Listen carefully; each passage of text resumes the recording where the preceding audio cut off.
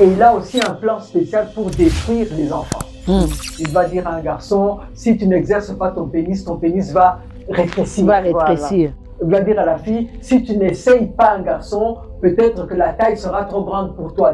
Du plan de destruction du diable contre les enfants. Tu sais, par manque d'éducation sexuelle, on voit des mamans qui sont en train de mettre n'importe quoi dans les vagins. Les tangawissi, les pilipili, les glaçons, les histoires, tout le monde, ils obtiennent des petites informations comme ça dans la rue qui encouragent les infections, même peut-être le développement des cancers et tout ça, parce qu'ils mettent n'importe quoi. Parce qu'aujourd'hui, il y a aussi des histoires qu'on vend là à l'extérieur pour faire rétrécir le pénis ou bien l'élargir ou bien je ne sais pas moi faire quoi avec. Ce sont des scandales. La sexualité avant le mariage, préparer nos enfants pour le mariage. L'une de nos sœurs, elle était légalement mariée, elle est entrée dans son mariage vierge, mais arrivée dans le mariage, elle avait peur de donner son corps, de faire sexe avec son mari, parce que selon ce qu'on lui avait dit, qu'elle allait avoir mal. Les parents, les enfants ont besoin de l'éducation sexuelle. Dès que l'enfant est grandi, déjà à l'âge de 4, 5, 6 ans, il faut lui apprendre le plaisir sexuel. Et cependant, il y a une maman qui se retient pour dire que non, c'est un sujet tabou, mais il y a quelqu'un qui l'a déjà introduit à l'école, on a appris à son enfant. À ta fille. On lui a donné, c'est mal fait. On lui a donné des préservatifs. Tu regardes dans ton enfant de 7 ans qui revient de l'école. Tu reviens de l'école, tu regardes son cartable, tu trouves des préservatifs. C'est quoi ça? Oh non, on nous a donné ça à l'école et on nous a dit à quoi ça sert. On nous a dit comment il faut employer ça. Et à 7 ans, à l'âge de 7 ans. Oui, nous pouvons parler de l'éducation sexuelle à nos enfants. Dès les bas âges, comme ça, ils ne vont pas se détourner. Il y a une maman qui a dit que ses enfants étaient venus pour lui demander des questions sexuelles. Et la maman a trouvé que... Où c'est les enfants ont trouvé ça? Elle n'a pas voulu répondre. Et des fois, on a même tendance à taper, à frapper sur les enfants pour dire que ça, c'est quoi ça? Qui t'a dit ça? C'est mauvais, moi, n'a boubi. Et les deux enfants, des tout petits, de quoi 6 ans et 10 ans. Maintenant, l'autre lui disait, qu'est-ce que je t'ai dit? La maman, il ne faut pas lui demander ça. Elle ne connaît pas ces choses. Elle a dit que la maman ne connaît pas ces choses. Seigneur. Tu peux parler de l'éducation sexuelle à un enfant de 3 ans, à un enfant de 5 ans, à un enfant de 12 ans, à un adolescent. Que tu le dises ou pas, l'Internet le fera à ta place. Et même si l'Internet ne le fait pas, l'école le fera. Si l'école ne le fait pas, son ami le fera. D'ailleurs, son ami lui montrera même avec pratique comment même le faire. On peut prévenir les viols, on peut prévenir les maladies sexuellement transmissibles, on peut prévenir les grossesses précoces, les grossesses non voulues. On peut prévenir beaucoup de choses quand nous donnons l'éducation sexuelle à nos enfants. Et c'est la protection. L'éducation sexuelle, à la fin, moi j'ai compris que ça protège nos enfants. Parce que plus on leur donne les informations, plus ils peuvent voir quand ils sont en danger. On n'arrive même pas à dire à l'enfant qu'on aime l'enfant. Oui. On n'arrive pas à dire à l'enfant que l'enfant est beau, que l'enfant a son physique est beau, il est acceptable. Mais quand l'enfant va entendre ça ailleurs, il va se laisser faire. Chez moi, à la maison, on ne me dit pas que je suis beau, on ne me dit pas que je suis jolie. Il va se confier à la personne qui lui a dit que tu es beau. Que tu es beau. Et je t'aime. Et les parents doivent apprendre. Nous, les parents africains, qu'est-ce qui ne va pas avec nous? La phrase là, je t'aime. Apprenons à dire à nos enfants, je t'aime. Chaque matin, je t'aime. Tu vas à l'école, je t'aime.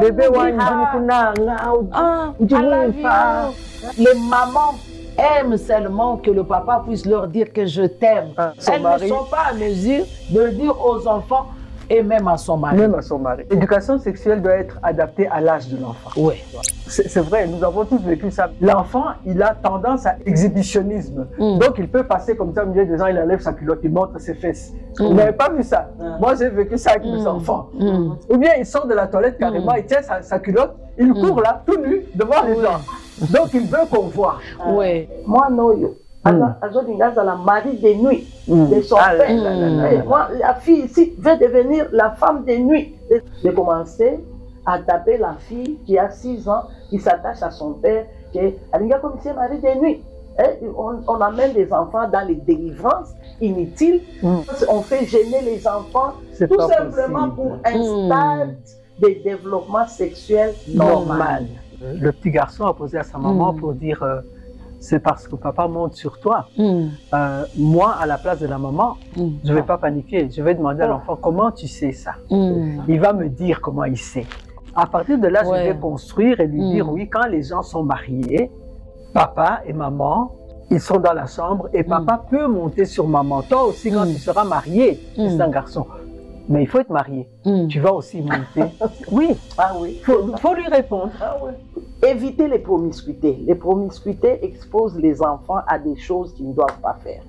Éviter de se présenter nu devant les enfants. Je vois des mamans, un bébé, on se lave avec l'enfant. Moi, tu peux te laver avec un bébé. C'est l'éducation sexuelle de l'enfant. C'est d'abord l'éducation sexuelle des parents.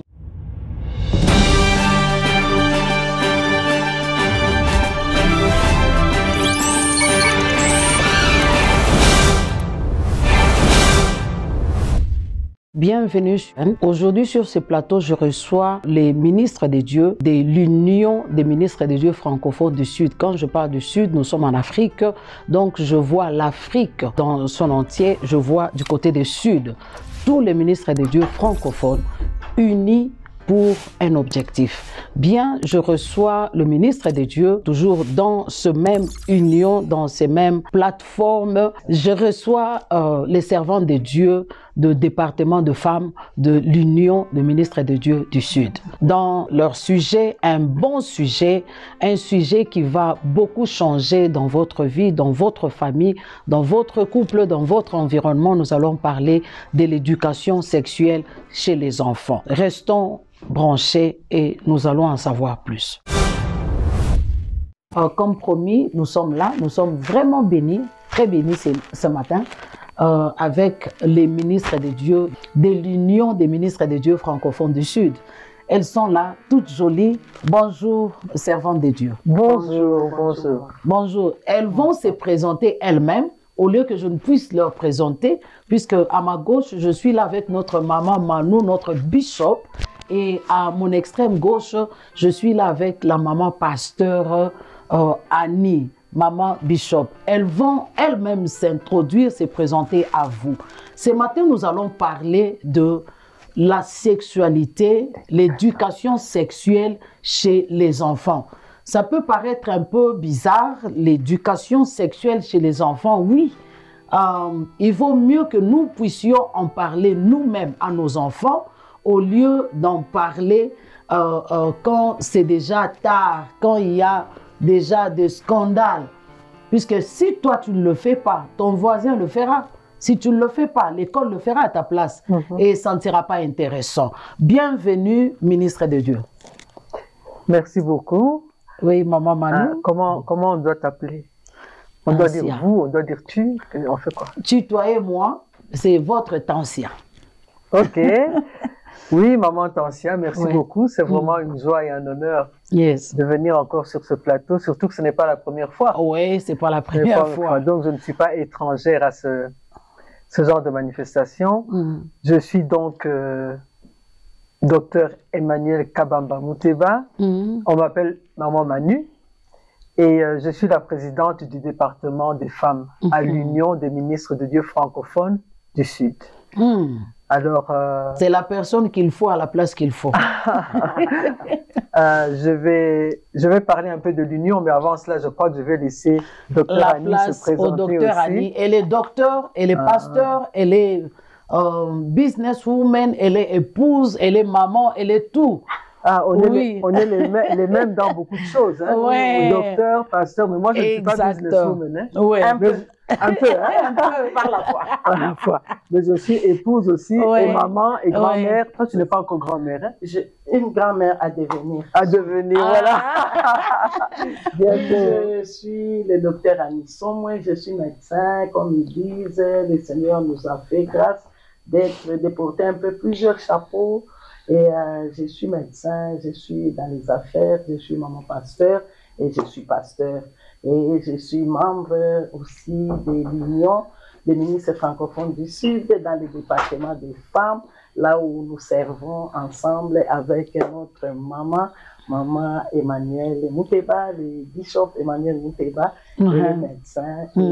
C'est un privilège pour nous de nous retrouver sur cette plateforme. Je bénis le Seigneur pour le sujet aussi important que ce que nous allons développer tout à l'heure. Moi-même, j'étais bénie dans ce sujet. Quand on m'a donné le titre du message, nous avons grandi avec les tabous, on ne parlait pas des sexes et tout ça. Mais dès qu'on m'avait donné ce sujet, j'ai dit, Seigneur, l'éducation sexuelle chez les enfants, oui, tu as bien entendu, l'éducation sexuelle, chez les enfants, chez les adultes, chez les enfants. Comment procéder? Oui. Comment procéder? Donc, vous avez bien entendu, nous allons parler de l'éducation sexuelle chez les enfants, pas chez les adultes. Maman Manu, avant d'aller vraiment en profondeur de notre sujet, nous avons parlé de l'Union des ministres de Dieu francophones du Sud. D'accord? Oui. C'est quoi au juste? Eh bien, c'est une association qui a commencé, je pense, en 1994. Okay. En 1994, oui. 94-95. Ouais. Anyway, et c'était une vision qui a été donnée à celui que nous appelons actuellement le patriarche, Daniel Mouteba, c'est mon mari. Et il a voulu rassembler tous les... Le Seigneur lui a demandé de rassembler tous les ministres francophones qui étaient ici, afin que nous ne puissions pas avoir... les églises étaient différentes, mais il ne fallait pas qu'il y ait des divisions et des tiraillements entre eux. Alors, il a rassemblé d'autres serviteurs de Dieu, ceux qui étaient d'accord avec cette vision, et donc ce sont les cofondateurs autour de lui, la vision qu'il avait eue, et ils travaillent ensemble, on organise des conférences, on prie ensemble, on s'entraide dans l'union, on s'entraide s'il y a quelqu'un qui a par exemple des difficultés pour payer son loyer, on voit si on peut l'aider, et surtout on essaie de garder la saine doctrine. Bon, on n'a pas tous exactement la même doctrine. Il y en a, par exemple, qui ne croient pas au ministère des femmes. Mais il y en a qui y croient. Il y en a aussi qui n'acceptent pas, par exemple, de prendre la Sainte Seine avec n'importe qui, avec n'importe quelle autre église. Bon, on respecte cela. Mais ce que nous savons, c'est que nous avons le même Dieu, nous avons la même foi, et nous sommes sauvés par le sacrifice de la croix, par la foi en Jésus-Christ. Ça, nous acceptons cela, c'est notre ligne de base.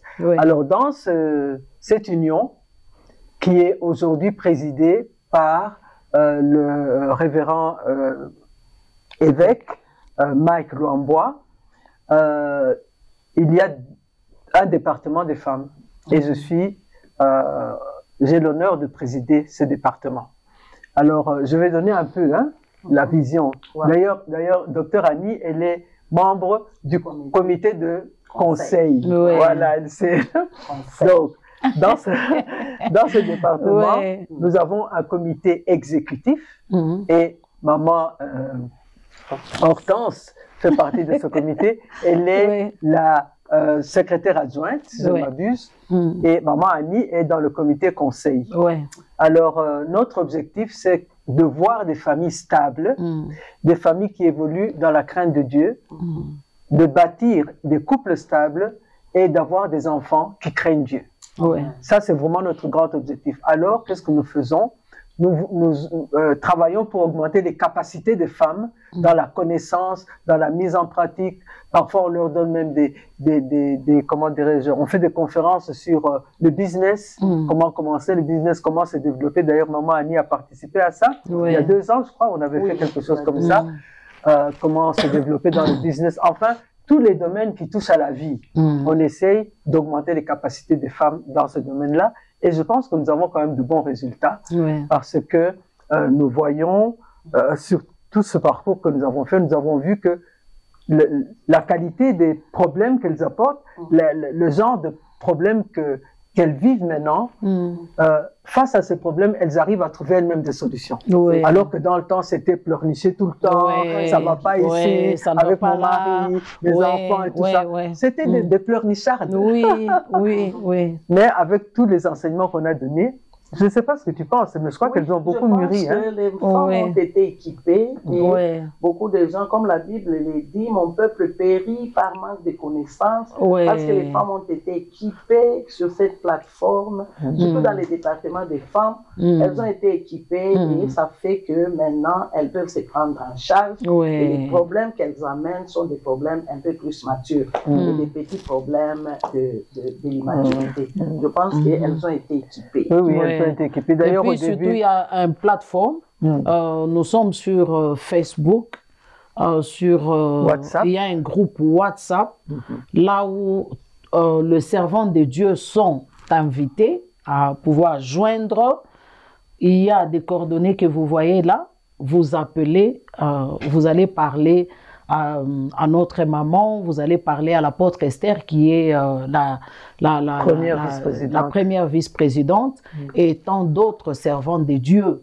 Donc c'est un peu ça.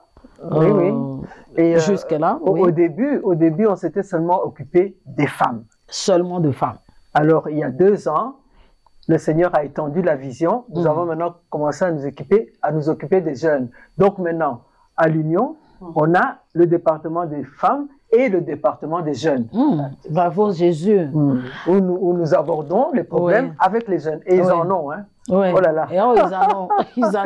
Ce matin, alors, nous allons vraiment nous focaliser sur un thème.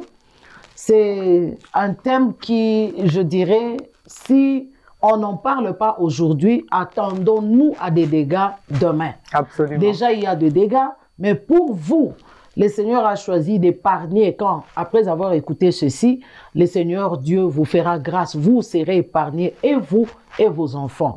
Avant que je ne puisse encore redonner la parole à Maman Manu, nous allons écouter d'abord la Maman Pasteur Annie Somoué. Elle va nous donner l'idée générale de l'éducation sexuelle chez les enfants. Et le pourquoi. Et comment, je ne sais pas moi, s'introduire, puisque des fois je me pose la question, ça va aller comment? Tu appelles un enfant, tu lui dis voilà, il existe la sexualité, voilà, je ne sais pas comment faire avec, comment l'introduire. Elle va nous donner l'idée générale, le comment et tout ça. Maman Annie. Waouh! Je vais faire une petite synthèse parce qu'on en avait parlé sur cette plateforme. On a eu des discussions pendant presque 4 semaines. 4 semaines.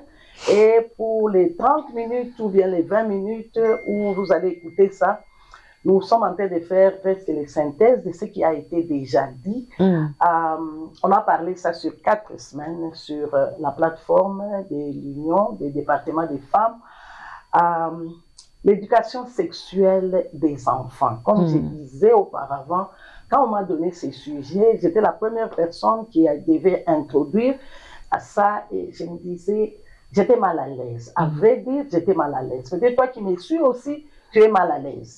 Probablement, dans les commentaires, quelqu'un va dire, c'est quel sujet? Il fallait parler d'Abraham et d'Isaac. Vous êtes en train de parler de l'éducation sexuelle des enfants. Moi, je pense que j'avais la même impression aussi et je disais que j'aime bien parler des sujets là où tu peux aller dans la Bible, tu regardes et tu vois que tel verset parle de ça.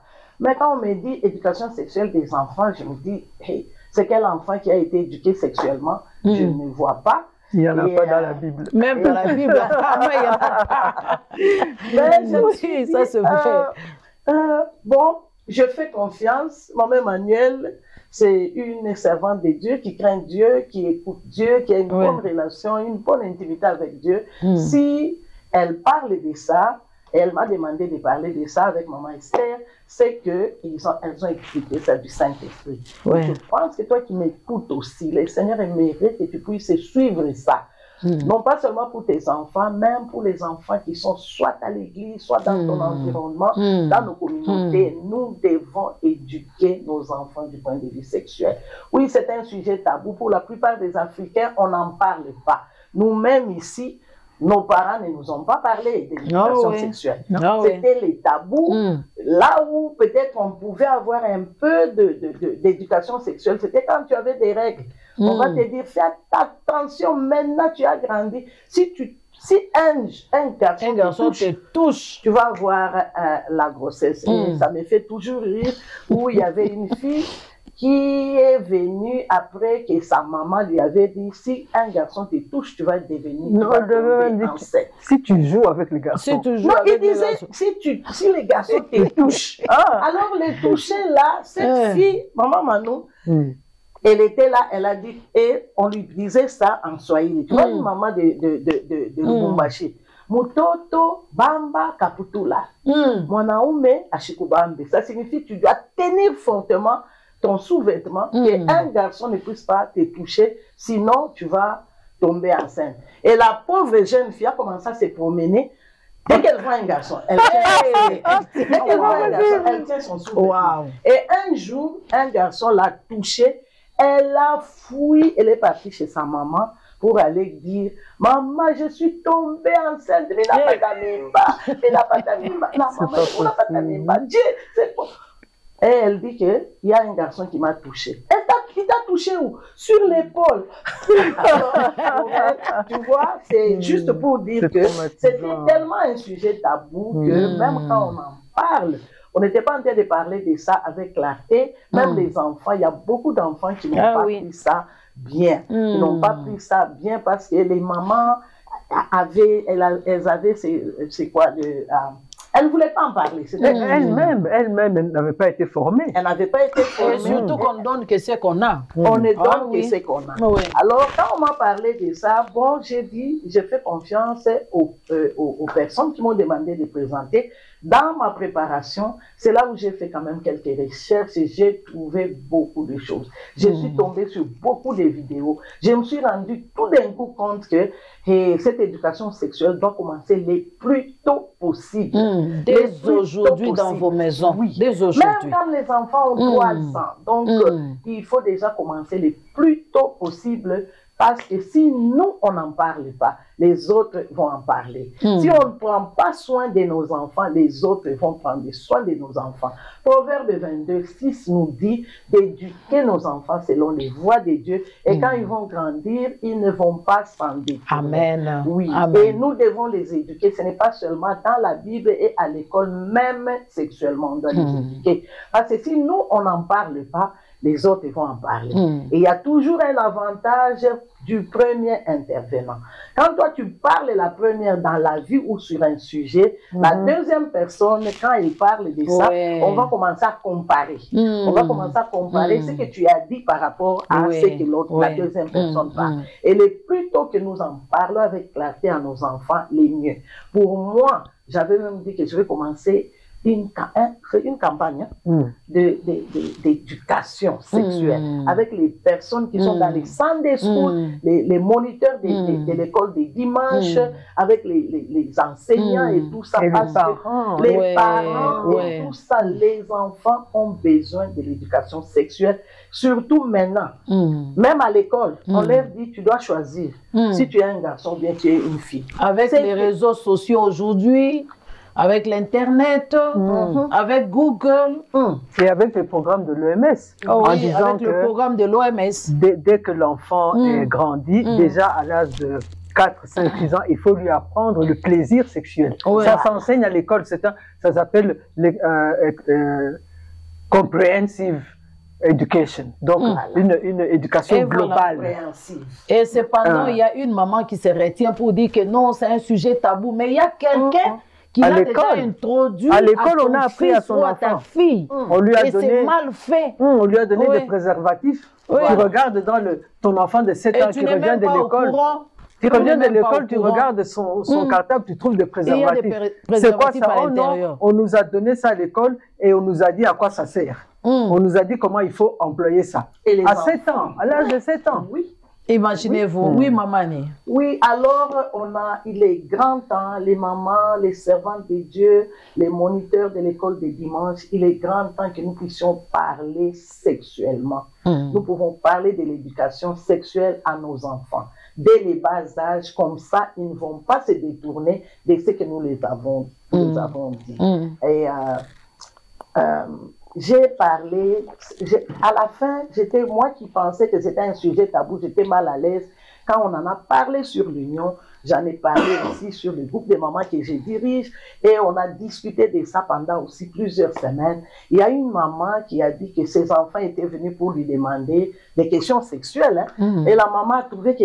Où est-ce que les enfants ont trouvé ça? Elle n'a pas voulu répondre. Et des fois, on a même tendance à taper, à frapper sur les enfants pour dire que ça, c'est quoi ça? Tu as appris ça.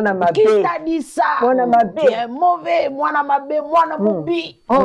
Alors que, il faut en parler. La maman a fait semblant, elle a juste brossé. Non, c'est pas votre âge. Et tout ça. Alors, elle a entendu maintenant les enfants qui sont partis, qui se sont retirés. Et les deux enfants, des toutes petites, je crois 6 ans et 10 ans. Maintenant, l'autre lui disait, qu'est-ce que je t'ai dit?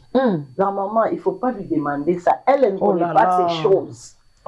Elle a dit que la maman ne connaît pas ces choses. Seigneur. Tu vois? Donc, on doit en parler, mais il faut choisir quelle tranche d'âge on doit les éduquer comment. Quelle information donner à quel genre et à quel âge. Et je pense que Maman Manou a vraiment...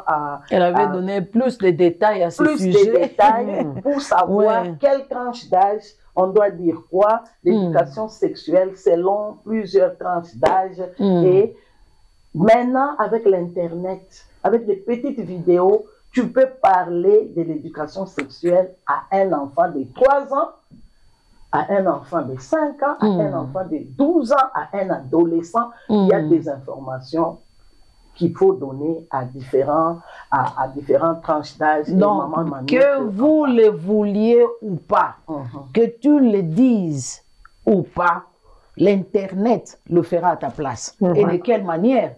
Et même si l'Internet ne le fait pas, l'école le fera. Si l'école ne le fait pas, son ami le fera. D'ailleurs, son ami lui montrera même avec pratique comment même le faire. Et il serait mieux de ça quand ce sont les amis qui en parlent. Il y a des dangers, les enfants peuvent se retrouver dans les REP. On peut prévenir les REP, c'est quoi les viols? On peut prévenir les viols, on peut prévenir les maladies sexuellement transmissibles, on peut prévenir les grossesses précoces, les grossesses non voulues. On peut prévenir beaucoup de choses quand nous donnons l'éducation sexuelle à nos enfants. Et c'est la protection. L'éducation sexuelle à la fin, moi j'ai compris que ça protège nos enfants. Parce que plus on leur donne les informations, plus ils peuvent voir quand ils sont en danger. Parce qu'on a eu des cas des enfants qui ont été violés et pour eux, c'était normal. C'était la honte. Non, les enfants pensaient que c'était normal. De la même façon qu'on leur a donné les bonbons, on les a hagues et on voit que... Et des fois, on leur a dit, ne dites rien. Oui, on les a menacés et tout. Plus on leur donne les informations, plus nos enfants seront protégés. C'est très, très, très important. Et je vais laisser le temps à Maman Emmanuel qui va nous parler un peu plus en détail et on va continuer. Oui, je pense qu'une chose que je voudrais un peu ajouter à ce que tu viens de dire, c'est que c'est tabou qu'on a pour exprimer l'éducation sexuelle des enfants. C'est tellement fort que ça va au point que on n'arrive même pas à dire à l'enfant qu'on aime l'enfant. Oui. On n'arrive pas à dire à l'enfant que l'enfant est beau, que l'enfant a son physique est beau, il est acceptable. De telle sorte que quand l'enfant va entendre ça ailleurs, il va se laisser faire. Et puis il dira que voilà, l'autre maman m'aime plus que ma maman. Oui, la maîtresse là, elle m'aime plus. Le petit garçon là à l'école, il m'aime plus parce que chez moi à la maison, on me dit pas que je suis bon, on ne me dit pas que je suis jolie. Même s'il va se confier à la personne qui lui a dit que je t'aime, que tu es beau. Et je t'aime. Et les parents doivent apprendre. Nous, les parents africains, qu'est-ce qui ne va pas avec nous? La phrase là, je t'aime. Apprenons à dire à nos enfants, je t'aime. Chaque matin, je t'aime. Tu vas à l'école, je t'aime. Bébé,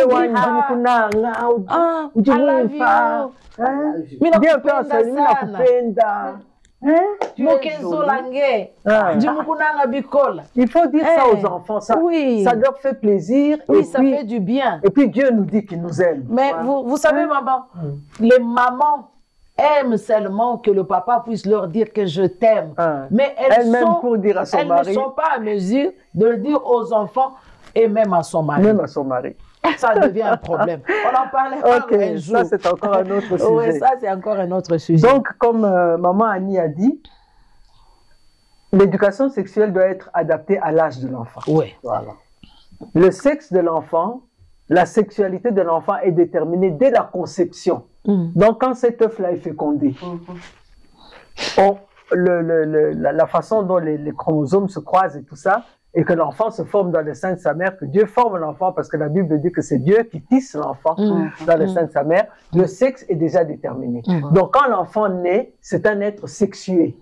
Voilà. Féminin ou masculin.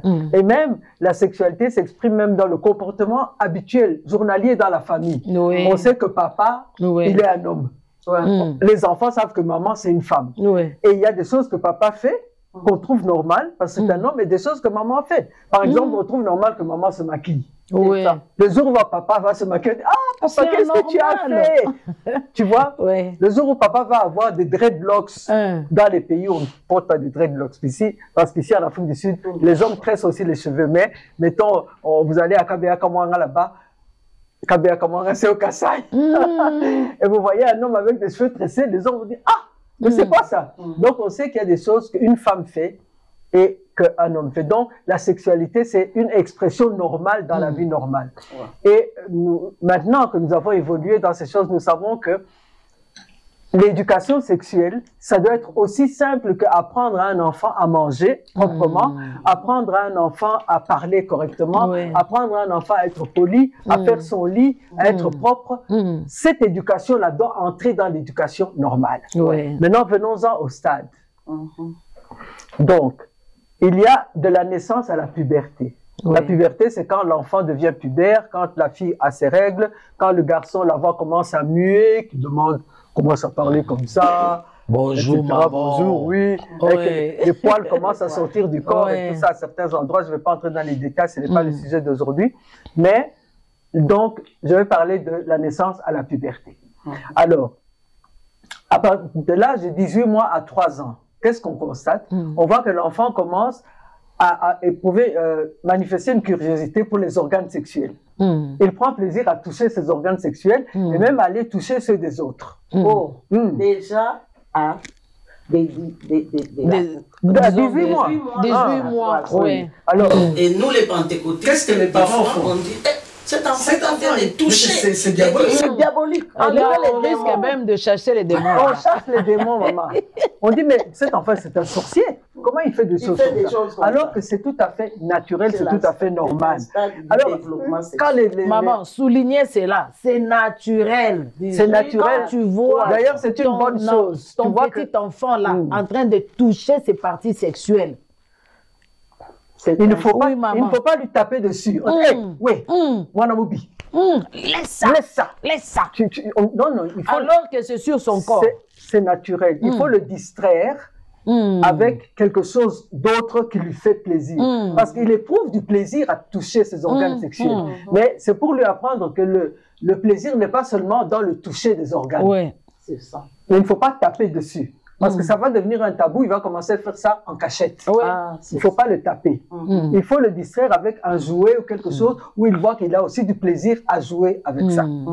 Alors, comme j'ai dit, il a aussi une curiosité envers les parties sexuelles de l'autre. Il va demander pourquoi lui, il a un zizi, comme les enfants appellent ça le pénis, et la fille, elle n'en a pas. Quand ils vont se laver, Les enfants se lavent parfois ensemble, ou bien ils jouent sous la pluie ou quoi. Ils voient que celui-là, il a quelque chose que moi, je n'ai pas. Ouais. Alors, il va demander pourquoi lui, il a comme ça. Il faut lui expliquer que parce que lui, c'est un garçon. Les garçons, ils ont...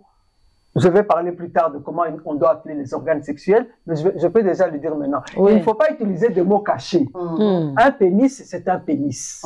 Une vulve, c'est une vulve. Il ne faut pas que vous utilisiez des mots cachés. Comme ça, l'enfant croit qu'il y a une honte à ça. Il n'y a pas de honte à avoir un pénis. Tu es un garçon. Il n'y a pas de honte à avoir une vulve. Tu es une fille. C'est comme le nez, comme les yeux. Est-ce que vous devez appeler le nez, je ne sais pas moi, pyramide sur ton... Tu as une pyramide sur ton visage. Non, on appelle ça le nez. Et puis les yeux, tu les appelles des lampes. Des lampes. Tu as des lampes sur ton visage. Non. Donc, il faut, dès l'enfance, il faut que l'enfant connaisse le nom propre des organes qu'il y a sur son corps. Alors, à cette période-là aussi, il y a le développement du contrôle des fonctions sécrétoires. C'est-à-dire qu'on apprend à l'enfant à ne pas faire pipi dans sa culotte, à aller à la toilette. Et puis, à ce moment-là, il apprend aussi que quand on va à la toilette, il ne faut pas que tout le monde vous voie. Donc, on apprend aussi déjà la pudeur. Ça, l'enfant, il faut lui apprendre la pudeur. Donc, tout en lui faisant comprendre que c'est normal, que tu as envie de toucher tes organes, mais le plaisir ne vient pas que de là, mais il faut aussi lui apprendre la pudeur. C'est-à-dire qu'on ne se déshabille pas devant tout le monde, et quand on va à la... il faut lui apprendre ce qui est privé et ce qui est public. Déjà à cet âge-là. Alors, nous passons maintenant de l'âge de 3 ans à 6 ans. À cet âge-là, les enfants jouent à papa, maman. Moi, je suis le papa, toi, tu es la maman. Toi, tu es la maman. Spontanément, vous leur avez pas dit de jouer à papa et maman. Mais ils ont compris le rôle du papa et le rôle de la maman. Et vous voyez que ça, c'est déjà une évolution sexuelle dans la vie des enfants. C'est ça. Donc, alors l'enfant va s'identifier, la fille va s'identifier à la maman, le garçon va s'identifier au papa, mais il y aura ce qu'on appelle maintenant le complexe d'Oedipe. C'est-à-dire que la fille va en quelque sorte tomber amoureuse de son papa. C'est ça. Et le garçon va aussi tomber amoureux de sa maman. Il va se coller à sa maman et la fille va se coller à son papa. Et ça, c'est un attachement normal. Alors, à cet âge-là, c'est vrai, nous avons tous vécu ça, mais maintenant, on a appris ça. C'est que l'enfant, il a tendance à l'exhibitionnisme. Donc, il peut passer comme ça au milieu des gens, il enlève sa culotte, il montre ses fesses. Vous n'avez pas vu ça? Moi, j'ai vécu ça avec mes enfants. Ou bien, il sort de la toilette carrément, il tient sa culotte, il court là, tout nu, devant les gens. Donc, il veut qu'on voit. C'est de l'exhibitionnisme. Moi, je peux juste essayer un peu d'insister là, parce que nous sommes sur une plateforme chrétienne. Le complexe d'Oedipe, c'est que la fille s'attache à son père et le garçon s'attache à sa mère. Les mamans, toi qui parles en langue, toi qui es rempli du Saint-Esprit, et tu commences à voir ça, et moi, Noyo, la mari de nuit de son père. Et moi, la fille ici veut devenir la femme de nuit de son père. Mon peuple périt par manque de connaissances. Et ce qui est bien pendant ce temps de l'information, nous sommes en train de vivre dans l'âge de l'information. Tu peux avoir toutes ces informations sur les petites vidéos, sur TikTok, sur Facebook. Tu peux trouver toutes ces informations. Donc, tu n'auras plus raison de commencer à taper la fille qui a 6 ans, qui s'attache à son père, qui est comme si mari de nuit. On amène des enfants dans les délivrances inutiles et ils doivent même enfamer parce qu'ils doivent passer par la délivrance. On fait gêner les enfants tout simplement pour un stade de développement sexuel normal. Les gens qui ont étudié ça, ils comprennent qu'il y a quelque chose qu'on appelle le complexe d'Oedipe où les filles sont attirées par le sexe opposé. C'est tout à fait normal. Il n'y a pas de mari de nuit, il n'y a pas de femme de nuit. Il n'y a pas de sorcellerie. Merci beaucoup d'avoir souligné ça. Mais il y a aussi certaines tendances, ce n'est pas seulement vers son père ou sa mère. Vous allez voir aussi une jeune sœur qui est trop collée à son frère. Donc, au lieu d'être s'attaché à son père, il est collé à son frère parce qu'il est tout le temps là avec lui. Il porte un peu de l'attention envers lui. Et s'il n'y a pas d'information, c'est là que se produit maintenant l'inceste. Alors que mais là, nous sommes déjà plus loin. Hein. Nous sommes là un peu plus loin. On revient d'abord ici. On va y arriver. On va y arriver. Oui, pas des maris de nuit, hein? S'il vous plaît. Ça, c'est horrible. Pas des femmes de nuit. Pas de délivrance inutile. La connaissance nous rend libres. L'ignorance tue. Vraiment, l'ignorance tue. Imagine le complexe avec lequel ces enfants-là grandissent. Ça. Ah là là. Seigneur, il faut nous pardonner. L'ignorance tue. Donc, nous sommes aux enfants de 3 à 6 ans. Donc, à cet âge-là, il faut maintenant apprendre à l'enfant que les activités sécrétoires, donc aller à la toilette, uriner et passer les selles, ça se fait en privé. En privé. Que les gens ne doivent pas voir ça. Ça veut dire aussi que le sexe, les organes sexuels ne doivent pas être démontrés partout. C'est seulement en toi, en privé. Et c'est à cet âge-là qu'on apprend à la fille à se laver seule, séparée des garçons. On va bientôt arriver à ce à quoi tu as fait allusion. Alors, à cet âge-là, l'enfant va vous demander d'où viennent les bébés. D'où viennent les bébés. À quel âge? Oui, entre 3 et 6 ans. 3 et 6 ans. Hier, j'étais chez une de mes filles spirituelles, son mari est en deuil, et elle a un petit garçon de 5 ans. Tiens, ça tombe bien. Et le garçon est en train de dire alors à ses parents, quand est-ce que vous allez m'acheter un petit frère? Il dit, allez, il sort de l'école, il dit, 5 ans. Maman, ça c'est encore mieux. Je veux que vous m'achetiez un petit frère. Ça c'est encore mieux. Il y a l'un de mes enfants, environ 7-8 ans, il m'a posé la question de savoir, maman, qu'est-ce qu'on peut faire pour que l'on puisse avoir une petite sœur? Maman, maintenant il vient. Maman, dis quelque chose, qu'est-ce qu'on peut faire? Donc, lui me pose, qu'est-ce qu'on peut faire pour que nous puissions avoir une petite sœur, par exemple. J'espère que tu n'as pas compris ça de travers, hein? Que l'enfant veut devenir mon mari. Mais oui, avec ce que tu viens de dire. Non. Donc, l'enfant va te demander d'où viennent les bébés. Tu réponds simplement que les bébés viennent du ventre de la maman. Parce que l'enfant est encore trop jeune pour comprendre l'acte sexuel. Et tu lui expliques que quand les gens se marient, il faut bien placer ça dans le contexte du mariage, que Dieu leur donne des enfants. Abou, Pia. L'enfant sera content. L'enfant vient du ventre de la maman et parfois il va demander, il y a un bébé déjà dans ton ventre? Tu réponds non, Dieu n'a pas encore donné. C'est fini. À cet âge-là, tu as une réponse simple et qui est vraie. Tu n'as pas menti à l'enfant. Il ne faut pas mentir aux enfants avec les réponses que vous donnez pour le sexe. Maman, soulignez encore il ne faut pas mentir, dire que moi quand j'étais petite, on nous disait qu'il y a une hirondelle qui passe et qui vient déposer l'enfant. On disait ça. Ou bien on dit que c'est le Père Noël, qui viendra nous donner l'enfant. Ou bien on est allé acheter l'enfant à l'hôpital. Il ne faut pas mentir aux enfants. C'est un péché. C'est un péché. Merci beaucoup. Alors, allons un peu plus loin. De là, à partir de 6 ans jusqu'à la puberté, l'enfant pose de plus en plus de questions. Alors, voilà ce qui rend facile. C'est qu'à cet âge-là, l'enfant apprend la fertilisation à l'école. Il apprend les fleurs, comment les fleurs sont fertilisées, il apprend le pollen et tout ça. Eh bien, profitez de ces leçons-là, de 6 ans à 12 ans. À 12 ans. À la puberté. Maintenant, dans les LO, c'est Life Orientation, surtout pour les gens qui sont dans les pays franco et anglophones. Maintenant, on commence à apprendre de toutes ces histoires, la biologie. J'ai vu une petite fille, j'ai posté une vidéo, une petite fille qui avait, je pense, 8 ans, qui expliquait l'anatomie. La physiologie, avec des mots clairs. Absolument. Pendant que toi, tu es en train d'essayer de brosser seulement. Elle connaît déjà. Elle a des informations. Elle parle des... Pendant que toi, tu es en train de gérer parce que tu gardes la sanctification. Ces mots-là ne peuvent pas sortir de ta bouche. Quelqu'un le fait à ta place. TikTok, elle parle de l'éjaculation. Elle parle des petits boubous qu'il y a dans les testicules du garçon, du papa. Elle aime de parler. C'était tellement... Voilà, ça rejoint un peu ce que je voulais dire maintenant, c'est que il faut bénéficier de ces choses-là. On lui apprend l'anatomie à l'école. Prends ce cours d'anatomie, amène à la maison, explique à l'enfant.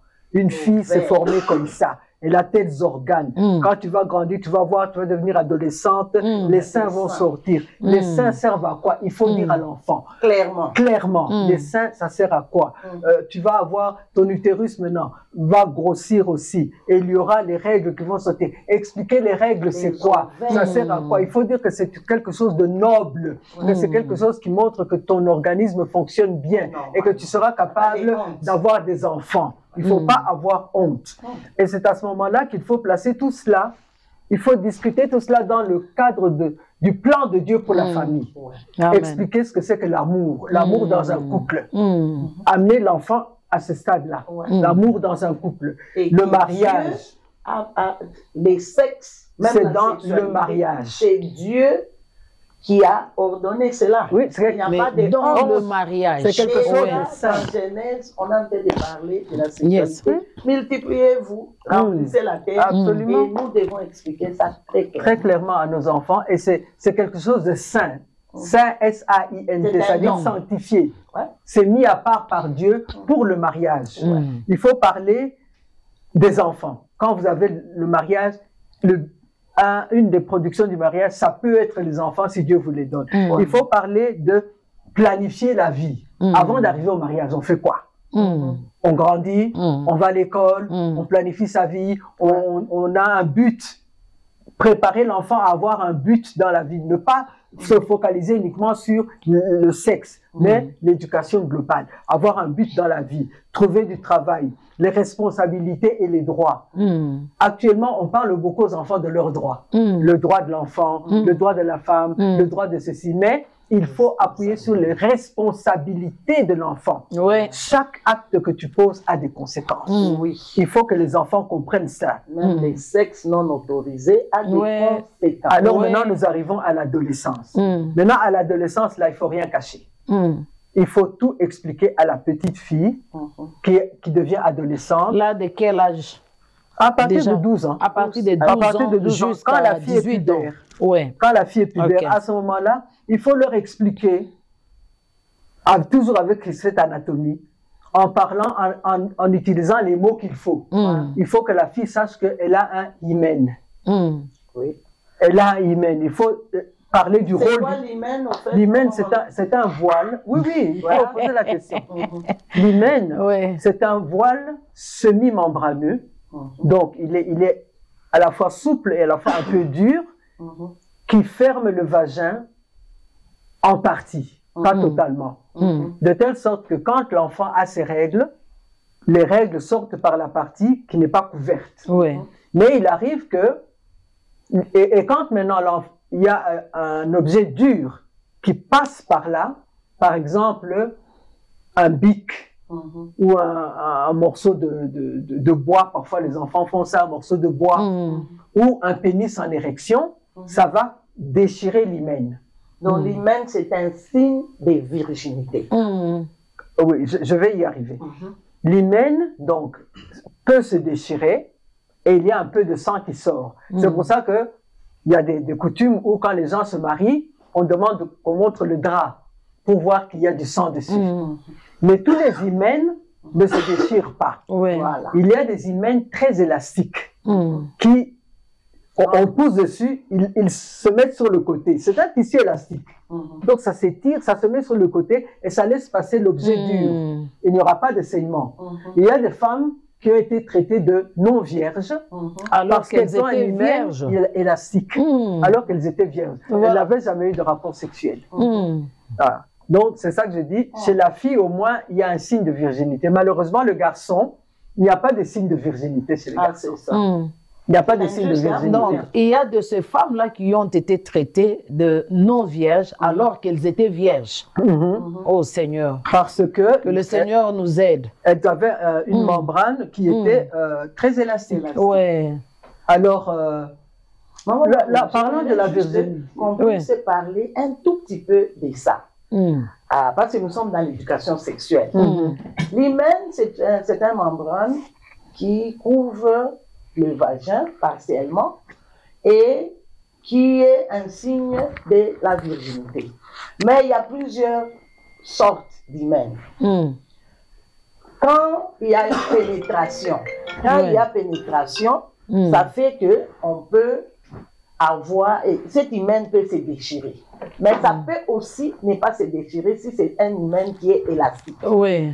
Bon, le signe de quelqu'un qui est vierge, on dit qu'il y aura du sang parce que l'hymen s'est déchiré.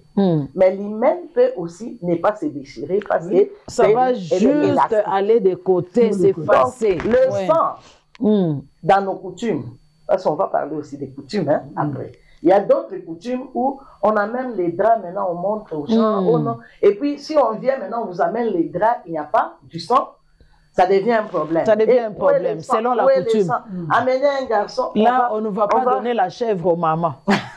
On va couper, donc on va en parler aussi, peut-être que ce n'est pas le sujet d'aujourd'hui. Le sang, c'est un signe que l'hymen s'est déchiré, mais tu peux aussi avoir l'absence du sang. Absolument. Ouais. Ok. Merci, docteur. Merci vraiment pour cette précision. Ouais. Alors, il faut donc expliquer à la jeune fille le rôle du vagin, qui est le passage du sang menstruel, et qui est aussi le lieu où le mari va déposer son pénis pendant l'acte sexuel. L'enfant doit savoir que ça se passe comme ça. Enfin, l'enfant, la jeune fille, parce qu'elle est maintenant adolescente. Non, à partir de 12 ans. 12 ans, quand elle a eu ses règles. Quand il a eu ses règles, maintenant vous expliquez que les règles, ça passe par où, ça vient d'où. Les règles, en fait, ça vient d'où. Donc, ton émission va être plus longue que prévu. Parce que nous devons expliquer tout ça. Donc, nous en sommes à expliquer les règles, ça vient d'où. Donc, lorsque, dans le cycle normal de la femme, il y a un œuf qui se détache de l'ovaire, qui va maintenant passer dans la trompe, qui va tomber dans l'utérus. Si à ce moment-là, l'œuf rencontre un sperme, l'œuf va être fécondé. Il peut être fécondé dans la trompe et venir se déposer, faire son nid, on appelle ça la nidation, dans l'utérus, ou bien il peut être fécondé partout depuis le moment où il a quitté l'ovaire. Il migre, on appelle ça la migration de l'œuf, et il va être rencontré par un sperme, et ça devient un œuf fécondé. Cet œuf va maintenant faire son nid dans l'utérus, évoluer, grossesse, 9 mois, le bébé est né. Mais maintenant, si l'œuf arrive, pendant que l'œuf est en train d'arriver, et c'est merveilleux, moi, vraiment, Dieu là, il est merveilleux. Pendant que l'œuf est en train de venir, l'utérus là est en train de se préparer. C'est comme, je sais pas si tu as déjà vu les oiseaux qui font leur nid. Ils prennent des petites tiges molles et tout ça. En train de... L'utérus est en train de faire comme un tapis. C'est vraiment un tapis mou là, avec des vaisseaux sanguins. Pour recevoir. Beaucoup de vaisseaux souples là, pour recevoir cet œuf. Maintenant, si l'œuf arrive mais n'est pas fécondé, quelle déception. Tout se fane, tout meurt, c'est le deuil. On n'appelle pas ça un deuil. C'est le deuil dans l'utérus. Le deuil dans l'utérus, tout meurt, tout ce beau poussin-là qui était fait se flétrit et sort par morceaux. C'est ça les règles. Elle appelle ça le deuil de l'utérus. C'est comme la neige qui est en train de fondre et puis tout sort. C'est ça les règles. Voilà. Donc c'est le deuil de l'utérus. Ça, je n'avais jamais entendu. Donc, les femmes ont des utérus qui font des deuils chaque mois. Chaque mois, il y a des deuils. Parce qu'il n'y a pas eu de fécondation. Comme il n'y a pas de fécondation, alors il y a deuil. C'est alors que le sang sort. Alors, il faut expliquer. Donc, tout ce lit-là, avec les vaisseaux sanguins, ça commence à sortir. C'est comme ça que des fois, il y a des boules, des fois, il y a du sang liquide, des fois, il y a des fois, c'est pourquoi il y a aussi la douleur. C'est comme il y a des bissounis, un peu comme des bissounis. Donc, j'ai vu beaucoup de théories sur ça. C'est comme un peu de la viande, hein? Donc, des bissounis, la viande. C'est sûr qu'au Longo, les amis, t'as bissounis à battre, donc, il n'y a pas de bissounis à battre. Ce sont des caillots. C'est des caillots. Les membranes là qui étaient déjà bien gonflées pour recevoir. C'est les lits. C'est un lit. Imaginez un matelas là, avec des vaisseaux, avec des tout ce qu'il faut pour bien nourrir le bébé. Et maintenant ça sort avec déception. En deuil. En deuil. Donc, c'est ça qui sort. Et il ne faut pas s'étonner qu'il y ait des caillots, des morceaux de membrane. Des membranes. Vous voyez, non, elle a avorté. Non, elle n'a pas avorté. Non. Ce sont les règles normales. Alors, il faut lui expliquer. Donc, ça, c'est le rôle du vagin. Donc, faire le passage du pénis et aussi le passage du bébé dans une naissance naturelle. Alors, il faut lui expliquer ce que le cycle menstruel, comme je viens de l'expliquer. Il faut lui expliquer ce que c'est. Au garçon et à la fille, hein, je ne parle pas seulement de la fille. Le garçon, il faut aussi lui expliquer que les filles, c'est fait comme ça. Elles ont un vagin, elles ont ceci, elles ont un hymen. Et il faut aussi leur expliquer ce que c'est qu'une érection. L'érection, c'est le durcissement du pénis qui lui permet d'entrer dans le vagin. Il faut lui expliquer ce que c'est qu'une éjaculation. Il faut utiliser les mots. L'éjaculation, c'est quand le sperme sort du pénis. Pendant l'acte sexuel. J'ai vu une petite vidéo là, on montrait l'éjaculation et on a demandé aux enfants, je crois qu'ils étaient des 9 ans, 8 ans, 9 ans. Donc c'est le pipi, c'est le pipi, c'est le pipi. Et il y a une petite fille qui était là, qui avait peut-être 7 ans. Non, moi je crois que c'est l'éjaculation. Voilà. Donc les enfants connaissent, ça ne sert à rien de commencer à cacher. Ça ne sert à rien de cacher, c'est qu'on ne peut pas cacher. Parce qu'on doit leur expliquer. Alors, à propos d'éjaculation, il faut savoir que même en dehors de l'acte sexuel, un enfant, un petit garçon qui grandit, aura des éjaculations nocturnes. Lui-même là, sans savoir ce qui se passe. Même des érections. Oui, il aura l'érection et l'éjaculation. Non, ça n'a rien à voir. Ça n'a rien à voir avec la femme de nuit. Non, il n'a pas eu femme de nuit. Donc c'est normal. Il vient là, il a peur, et puis tu trouves des taches dans son lit, tu dis non, cet enfant. Et tu commences à prier pour l'enfant. Je chasse l'esprit de nuit, des femmes de nuit. Il faut seulement lui expliquer. Là, nous sommes en train de tourmenter les enfants. Et il faut mettre les petits garçons, les jeunes garçons en danger contre la masturbation. Parce que quand ils vont maintenant avoir des érections, ils peuvent même éprouver du plaisir. Et puis ils peuvent même provoquer même ces érections en se caressant et tout ça. Et il faut leur montrer que la masturbation, elle est contre nature. C'est un péché et c'est une addiction. Une addiction, qu'on devient esclave de la masturbation. Alors, il faut leur expliquer tout ça et il faut leur expliquer quel est le but de la relation sexuelle. Le but, c'est exprimer l'amour l'un envers l'autre et se satisfaire mutuellement. Mutuellement. Maman, nous, je vais insister sur ça. Parle un peu les femmes, là. Comment est-ce qu'on dit aux femmes? Aux femmes, chez nous, aux femmes, on dit, tel que la Bible le dit, la femme a été créée pour l'homme. Donc, c'est la femme qui vient satisfaire l'homme. Ce n'est pas vice-versa. Selon ce qu'il est dit chez nous. On doit insister, donc nous sommes en train de parler d'une satisfaction mutuelle. Tout à l'heure, toujours dans le même cadre, il y a une de nos mamans qui nous a parlé. Elle s'est mariée à 27 ans, 26 ans, elle était vierge, ça lui a pris 2 semaines. Tellement elle a paniqué pour faire le sexe avec son mari. Elle n'était pas préparée. On lui avait dit que ça fait mal. On lui avait dit que ça fait mal. Elle avait paniqué. Je pense qu'on va l'appeler, elle fera son témoignage aussi. Elle viendra, elle fera son témoignage. Voilà. Et elle a dit que ça lui a pris pratiquement 1 année. Et la raison pour laquelle elle faisait des sexes, pour elle, c'était pour satisfaire le mari. Elle n'avait rien à faire avec ça. C'était la satisfaction seulement du mari. Et pour que le mari ne puisse pas aller dehors, pour qu'il n'y ait pas de mari et de femmes de nuit et tout ça. 1 année. Et combien de nos enfants, combien de jeunes, combien de personnes, même dans le mariage, même aujourd'hui, sont en train de continuer à vivre ce tabou-là et ce mensonge, et elles ont une vie sexuelle qui n'est pas satisfaisante et qui expose à beaucoup de choses. Voilà. Et c'est une satisfaction mutuelle. L'homme satisfait la femme satisfait.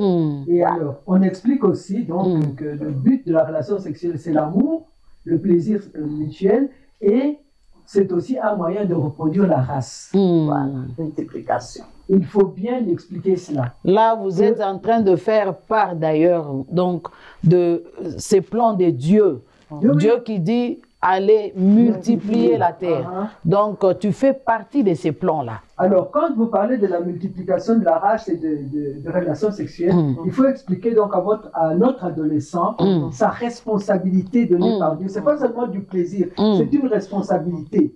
Le fait de commencer une famille, c'est une grande responsabilité. On ne s'engage pas comme ça, oui on s'aime, oui on sait qu'on aura des relations sexuelles, mais il y aura une famille. Est-ce qu'on est prêt? Voilà. Est-ce qu'on est prêt? On sait ce que c'est qu'être un homme, on sait ce que c'est qu'être une femme. Est-ce qu'on est soi-même un célibataire épanoui? Parce qu'avant d'entrer dans le mariage, il faut que toi-même tu sois épanoui. Tu ne vas pas devenir un fardeau pour l'autre, pour que l'autre fasse ton bonheur. C'est ça. Non, tu entres dans le mariage pour faire le bonheur de l'autre. Pas pour être un fardeau. Dieu a tant aimé qu'il a fait quoi? Il a donné. Quand on aime, on donne le meilleur de ce qu'on aime. Et ça, il faut que nos adolescents comprennent ça. Le jour où tu vas aimer une femme, où tu vas aimer un homme, tu dois te préparer à lui donner le meilleur, pas à tirer le meilleur. Tu vas dessécher quelqu'un, tu vas le fatiguer, c'est compliqué. C'est compliqué. Hein? Tu te maries pour recevoir. Mais ça ne passe pas comme ça. On se marie et on donne. On donne quand on aime. Donc c'est une grande responsabilité. Il faut leur expliquer le danger de la grossesse en dehors du mariage. Voilà. La grossesse en dehors du mariage, c'est très très traumatisant, et pour la fille et pour le garçon. Deux enfants se retrouvent papa et maman. Tu as 18 ans, tu es et papa. Puis on a parlé de deux enfants, qui se retrouvent et deviennent papa et maman. C'est catastrophique. C'est une catastrophe. Le garçon a 18 ans, la fille a 15 ans. Et ils font un enfant. Donc 3 bébés ensemble. 3 bébés ensemble. C'est ça. Ils vont s'en sortir comment? Et le traumatisme. Et ils risquent de tuer l'innocent là qui vient de naître. Ils peuvent faire un avortement, ils peuvent tuer. Et c'est un grand traumatisme et pour la fille et pour le garçon. Et vous savez, quand vous faites un avortement là, après, la fille dit, oh, je suis libre, je suis libre. Et le garçon dit, mais non, tu n'es pas libre. Tu es la maman d'un enfant mort-né. Voilà. Elle est la maman d'un enfant mort-né. Non, à chaque fois qu'on va commencer à fêter la fête des parents, toi, tu vas commencer à s'élever aussi. Mais il faut expliquer aux enfants le danger de la grossesse en dehors du mariage. Et on disait que ces jeunes gens-là risquent de tuer cet enfant. Et quand vous avortez, ce n'est pas que vous êtes libre. Donc, je répète, tu es toujours la maman d'un bébé que tu as tué et d'un bébé mort-né. Et toi, tu es le papa d'un bébé que tu as tué. Que tu as tué. Voilà. Tu as tué. Parce que l'avortement, il y a des conséquences terribles. Il y a des conséquences physiquement. Tu peux développer des adhésions, tu peux développer des infections. Tu peux même mourir. Tu peux mourir. Ça, ce sont des conséquences physiques. Il y a ou ça peut même vous rendre stérile pour toute la vie, sans même le savoir. Vous vous mariez et tu ne sais plus faire des enfants. C'est ça.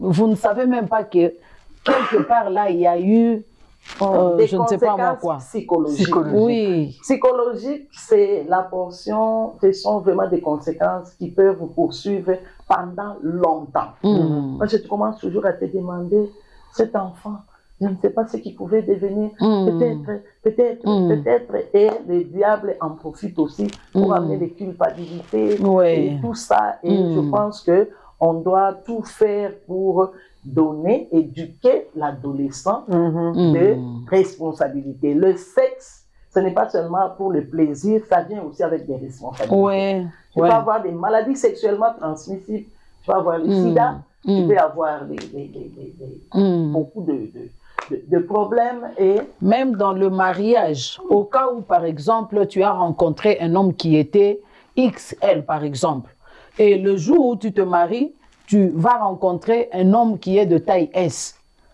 Donc, tu seras déséquilibré dans le mariage. Tu commences à comparer. Ah, l'autre là, il faisait ceci. Et l'autre là, ah, celui-ci, ah, je perds mon temps. Et plus tard, tu deviens conséquence spirituelle. Et tu vas commencer à tricher. Liens, les attachements. Les attachements des âmes. Il y a beaucoup de choses qui sont prises en compte, vraiment. Ouais. Il y a deux choses que je voulais ajouter là-dessus, c'est sur le plan psychologique. Il y a des femmes qui, après avoir avorté, eh bien, quand elles rencontrent dans la rue un enfant qui a l'âge de cet enfant qu'elle a avorté, le cœur commence à battre. Oui. Elle voit passer un enfant. Oui. Le cœur, donc, elle a perdu la paix. Deuxième remarque que je voulais faire quand on a parlé de la virginité. Les amis, les parents, la virginité, ce n'est pas que pour les filles. Hein. C'est pour les garçons. Ce n'est pas que pour les filles, je répète plus fort encore. Et les garçons et les filles doivent se conserver vierges jusqu'au mariage. Amen. D'ailleurs, dans la Bible, comment est-ce qu'on appelle les garçons vierges? On l'appelle des jeunes hommes. Oui. Lisez bien la Bible. Quand on parle des filles vierges, on parle des jeunes filles ou des vierges. Mais les garçons purs sur le plan sexuel, on les appelle des jeunes hommes. Et les autres, c'est les hommes. Il y a une différence. Donc, quand vous lisez dans, je crois que c'est le psaume 100, le psaume le plus long là. 150. 119. On dit, comment le jeune homme se gardera pur devant Dieu. Voilà. Jeune homme, comment se gardera pur devant Dieu. On parle du jeune homme, celui qui est vierge. Donc, la virginité, ce n'est pas que pour les filles. C'est un honneur pour un garçon de rester vierge jusqu'au mariage, et c'est un honneur pour la fille de rester vierge, et ça glorifie Dieu. Et moi, j'aimerais aussi insister là, parce que de plus en plus, c'est comme si les filles qui se gardent vierges commencent à avoir honte et tout ça, à cause, le mal ne peut pas remplacer le bien. Absolument pas. Ce qui est, donc les gens veulent renverser les rôles. Donc ça devient comme si, hey, regarde, hey, maman, mamelo, ça signifie la religieuse, hein. Hey, mamelo, et tout ça, hey, toi tu ne connais pas, hey, tu n'es pas osa yuma. Il n'y a pas de yuma à rester vierge, il n'y a pas de mamelo à rester vierge. La virginité est une vertu. Et puis, on va même plus loin pour leur mentir, pour dire que si tu restes vierge pendant longtemps, au-delà de 25 ans, tu n'auras pas d'enfant. Et puis, tu ne sauras pas satisfaire ton mari, ceci, cela. C'est faux. C'est faux. Ce sont des mensonges. J'ai connu à l'église une fille qui est venue nous dire qu'à l'école, je crois qu'elle avait 14-15 ans. À l'école, la maîtresse est venue, et c'est une histoire vraie, ça s'est passé à Barnato. La maîtresse est venue et demandé qui est encore vierge ici. Pas qui est vierge, mais qui est encore vierge, comme pour dire c'est pas normal. C'est pas normal. Elle a levé la main. Les autres l'ont regardé. Oui, on l'a regardé. Et la maîtresse a dit, mais pourquoi tu es encore vierge? Oui, elle a dit non, parce que moi, je veux garder mon corps jusqu'au moment où je vais me marier. Mais ce n'est pas normal. Non. Et puis, j'obéis à mes parents. Elle a dit ça. Mes parents m'ont dit que je dois rester vierge jusqu'à mon mariage. La maman a été convoquée à l'école pour dire qu'elle abusait de l'enfant. Qu'elle devait laisser l'enfant vivre comme toutes les filles. C'est la maman qui a parlé avec sa fille à côté. À l'école. Voilà la raison pour laquelle on doit faire ces éducations sexuelles des enfants pour encourager les enfants. On risque même qu'un garçon qui a écouté puisse dire que non, nous allons la piéger pour la dévierger. Voilà. Que le Seigneur nous aide. En tout cas, les parents, revenons à nos responsabilités. Recevons l'enseignement, l'éducation, et revenons à nos responsabilités en tant que parents devant Dieu. Parce que les enfants que Dieu nous a donnés, Dieu les appelle son héritage. C'est l'héritage de Dieu. C'est l'héritage de Dieu. Alors, respectons cet héritage et éduquons-les pour qu'ils soient vraiment des lumières, qu'ils soient le reflet de la gloire de Dieu sur cette terre. Amen. Alors, donc, je parlais, il faut expliquer tout ça à l'adolescent, et puis il devient adulte, et comme maman Annie a dit, enseigne à l'enfant la voie qu'il doit suivre. Quand il deviendra grand, il ne s'en détournera pas. Donc, tu as enseigné, tu as fait ta part, et maintenant tu continues à guider l'enfant dans sa croissance, tu le surveilles, tu l'aides. L'enfant peut tomber. Il peut tomber. Pour une raison, pour une autre. Pour une raison, pour une autre. Mais il ne faut pas le condamner, il ne faut pas le rejeter pour ça. Il faut l'encadrer. C'est un blessé. C'est comme quelqu'un qui a la jambe cassée. Tu ne vas pas venir cogner encore sur la jambe. Tu vas soigner la jambe. Donc l'enfant peut tomber. L'enfant peut commettre une erreur. La fille peut même tomber enceinte. Qu'est-ce que tu vas faire? Tu vas chasser? Non. Tu vas encadrer. Tu vas aider la fille à croître, à devenir mature. Le garçon peut enceinter la fille d'autrui. Tu ne vas pas le rejeter. Je ne dis pas que c'est bien, mais il ne faut pas le rejeter, il faut l'aider. Parce qu'il est lui-même traumatisé, il est paniqué. Il ne va même pas oser venir te dire.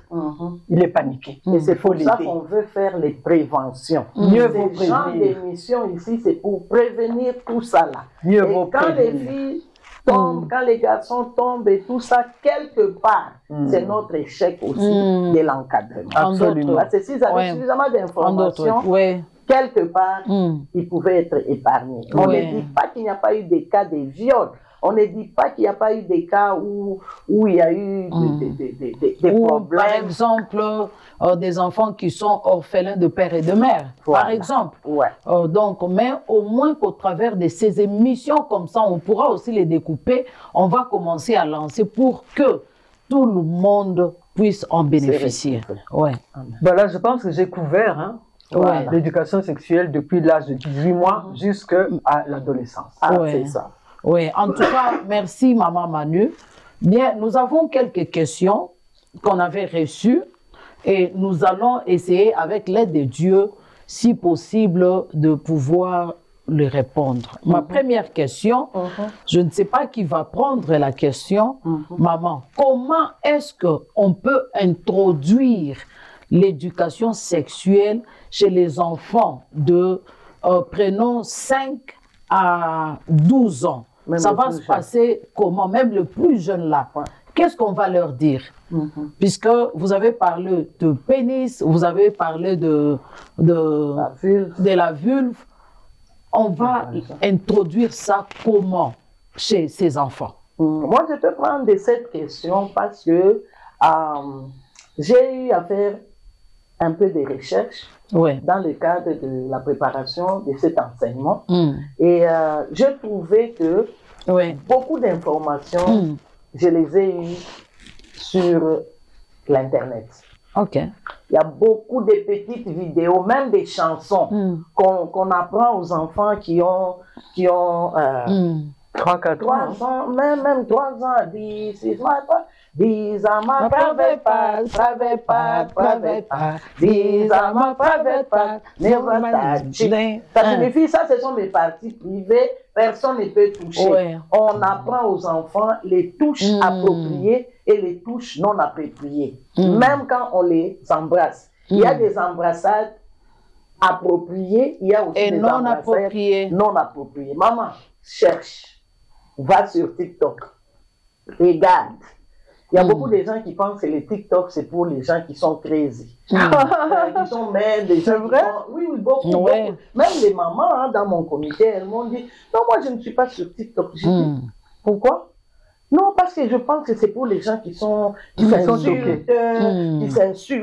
qui font... Il y a beaucoup de petites vidéos comme ça, sur TikTok, sur YouTube et tout ça. Tu écris seulement éducation sexuelle des enfants de moins de 3 ans. On va t'envoyer des vidéos. On va t'envoyer beaucoup de choses. Et puis, tu suis ça avec les enfants. Mais comment introduire ça? Tu as tes enfants à la maison, d'accord?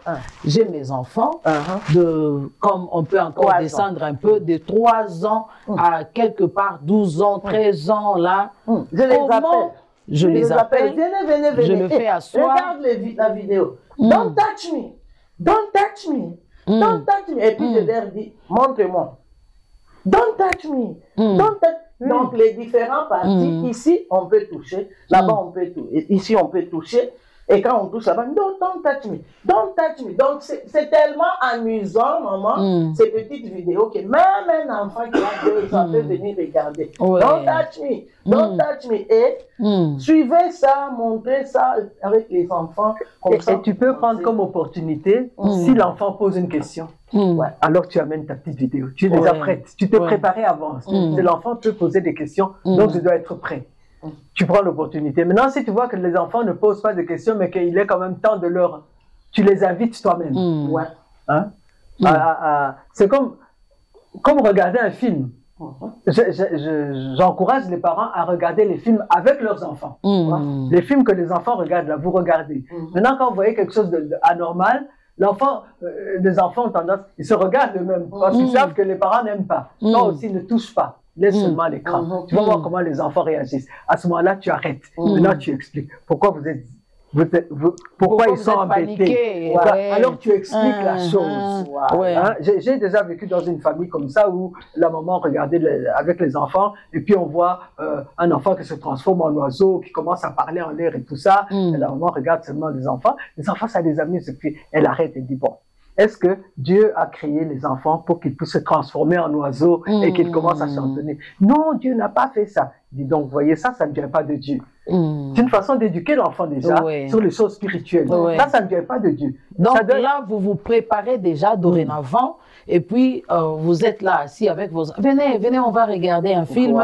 Comme ça, vous allez utiliser cette opportunité pour introduire une éducation quelconque, des valeurs dans leur vie. J'aimerais juste aussi insister parlant des films là. Les cartoons, les dessins animés. Il y a tellement des abominations de plus en plus que les mamans, nous devons tout faire pour savoir qu'est-ce qu'il y a dans ces dessins animés. Dans ces dessins animés, les satanistes, les pédophiles, les homosexuels, ils commencent à introduire beaucoup de choses qui ne sont pas bien. Et tu ne peux pas dire, ah moi non, et l'enfant a 3 mois, 5 mois, il aime bien ces cartoons ici, l'enfant est en train de regarder les cartoons où n'importe quoi est en train, ils font du n'importe quoi. Nous devons faire attention dans le cadre de l'éducation sexuelle, regarder, il ne faut pas défendre seulement, mais tu dois regarder aussi avec eux pour leur dire comme maman nous dit, ça, ce n'est pas normal. Tu as vu la fille là qui a embrassé la fille, ce n'est pas normal. Tu vois les garçons là qui a fait ça, ce n'est pas normal. Ça là avec les oiseaux, avec les animaux, ce n'est pas normal. Et on commence à éduquer nos enfants comme Merci. ça. Et parlons d'une autre question qui a été posée. Non, pour continuer la question là, parce qu'on a seulement parlé des tout petits. Maintenant, ceux qui sont un peu plus grands, j'en ai parlé dans ce que j'ai dit. On a dit qu'on va prendre l'opportunité de ce qui est enseigné à l'école. Donc, on vient avec le livre d'anatomie. Moi, j'ai fait ça avec mes enfants. Je prenais les livres des cliniques, des cliniques de fertilité. C'est ça que j'ai donné à mes enfants pour lire. Et puis, on expliquait. J'expliquais sur le plan médical, sur le plan spirituel et tout ça. Et c'est ainsi qu'ils ont appris la sexualité. Mais à l'école, tu prends le livre d'anatomie de l'école et tu expliques à l'enfant en profondeur avec les mots qu'il faut, ce qui est écrit. L'enfant apprend. Voilà. Et aussi, c'est que la maman docteur Annie a dit, donc vous pouvez aussi Google, si vous n'avez pas de livres d'anatomie et tout ça, vous pouvez aussi Google, avoir, et le Seigneur Dieu pourra vous inspirer, le Saint-Esprit va vous aider. Maman, parlons maintenant clairement, puisqu'il est question de l'éducation sexuelle chez les enfants. Un enfant qui a déjà développé ces sens-là d'entrer dans des salles de bain pour se masturber, vous avez dit oui, c'est un péché. Et un enfant qui est déjà habitué à des embrassades, à de petits bisous avec un petit garçon à l'école, de 12 ans à 16 ans, 17 ans, quelque part là, avant leur diplôme d'État, pendant cette période-là, Matric Dance, il y a beaucoup de choses qui se passent pendant cette période-là. Comment est-ce qu'avec les adultes, est-ce qu'on va les expliquer avec des mots clairs, à la lumière de la parole de Dieu, leur montrer que ça, c'est un péché, clairement, parce que to be honest, honnêtement parlant, il y a un enfant qui a posé une question à sa maman à l'église. Elle est venue me voir, maman, je suis embarrassée, je ne sais pas quoi faire. J'ai dit quoi? Maman, je ne sais pas d'où est-ce que cet enfant a tiré ça. J'ai dit, mais quoi? L'enfant lui a posé la question de savoir, maman, quand tu dors, pourquoi quand tu es avec papa dans la chambre, vous ne voulez pas qu'on puisse entrer? Qu'est-ce que vous faites là? Ah, donc papa monte sur toi. C'était ça la question d'un enfant, et l'enfant n'a qu'environ... D'abord, la question, l'enfant ne la pose même pas bien parce qu'il n'est qu'un enfant, il a environ 4 ans. Donc, c'est là que papa monte sur toi. C'est pourquoi vous ne voulez pas que nous, on puisse entrer. Maman, parlons d'abord de 12 à 16, 17, 18 ans. Comment est-ce qu'on peut introduire l'éducation sexuelle chez nos enfants? Mais je pense que, comme maman Annie a dit tout à l'heure, mieux vaut prévenir que guérir. Ouais. Il ne faut pas attendre que l'enfant ait 12 ans. Il faut commencer quand il est petit. Puisque l'école, la manière de prévenir, l'école leur a donné le capote, le préservatif. Oui, c'est ça. Selon le monde pour prévenir. Donc, il faut commencer trop tôt à faire l'éducation sexuelle. Mais maintenant, à supposer que vous ne l'avez pas fait, ce n'est pas trop tard. Quand vous voyez que l'enfant, entre 12 et 13 ans, commence maintenant à avoir des habitudes, il est déjà sexualisé, il faut le ramener à la parole de Dieu. D'abord, vous les parents, vous devez prier beaucoup pour l'enfant, et il faut le ramener à la parole de Dieu, à l'obéissance à la parole de Dieu. Et par la grâce de Dieu, l'enfant sera aussi mis à part. Amen. Il sera aussi délivré de toutes ces tendances-là. S'il accepte lui-même le Seigneur Jésus dans son cœur, et que le Seigneur Jésus devient non seulement son sauveur, mais son Seigneur, c'est-à-dire qu'il apprend à obéir à la parole de Dieu, toutes ces tendances-là vont sortir de lui. Ça va partir. Mais ce n'est que dans le Seigneur que cela va se faire. Ce n'est pas avec la chicotte, ce n'est pas avec les punitions, mais c'est avec l'aide du Seigneur que cela va se faire. En tout cas, et on ne peut pas en sortir autrement. L'éducation, donc la prière, les parents, l'enfant qui accepte le Seigneur, l'éducation, et continuer à suivre l'enfant. Qu'est-ce qu'il lit, qu'est-ce qu'il regarde, parce que tu peux, même les adultes, tu peux avoir accepté le Seigneur et rechercher la sanctification, mais si tu passes ton temps à regarder des films pornographiques, tu vas tomber. Oui, tu vas tomber. Si tu passes ton temps à sortir avec des copains qui te racontent leurs exploits avec les filles, tu vas tomber. C'est ça. Les mauvaises compagnies corrompent les bonnes mœurs. Même les mauvais professeurs à l'école corrompent aussi les enfants, comme le cas que j'ai dit. Comme le cas de la jeune fille. La fille qui est encore vierge ici. Donc tout ça, il faut être très très attentif à l'évolution de l'enfant et suivre l'enfant. Mais l'enfant n'est pas perdu parce qu'il est comme ça. Il faut le récupérer dans la parole de Dieu. Et je pense qu'on avait parlé aussi des valeurs. Les valeurs que nous avons, tu sais, il faut parler avec les enfants et leur expliquer que en dehors de chez nous ici, il y a beaucoup de gens qui ont leurs propres valeurs, qui réfléchissent d'une certaine façon. Mais nous, avec nos valeurs en tant que chrétiens, voilà ce que nous croyons. Et expliquer les valeurs dès le départ.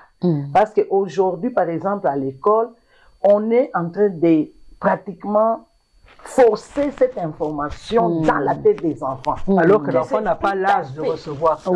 C'était tout à fait normal que tu puisses être homosexuel, que tu puisses être lesbienne, que tu choisisses ton sexe. Tu peux être fille aujourd'hui, demain tu viens garçon et tout.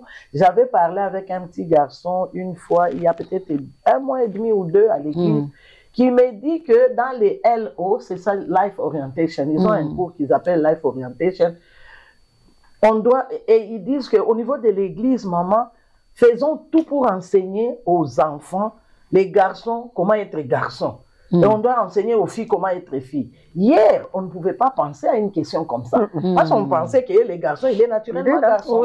La fille, elle est naturellement fille. Mais maintenant, à cause de toutes ces informations, nos enfants ici ont tellement d'informations. Aujourd'hui, le monde offre à nos enfants de changer leur nature. Voilà. Alors, ça là, nous devons prendre nos responsabilités pour placer nos valeurs les plus tôt possible. Nous devons placer les valeurs et leur dire que tu peux aller. Quelqu'un m'a dit que une maman, elle parle à son garçon pendant qu'on est en train de parler de l'éducation sexuelle, et le garçon lui dit, mon ami, ses deux parents sont des hommes.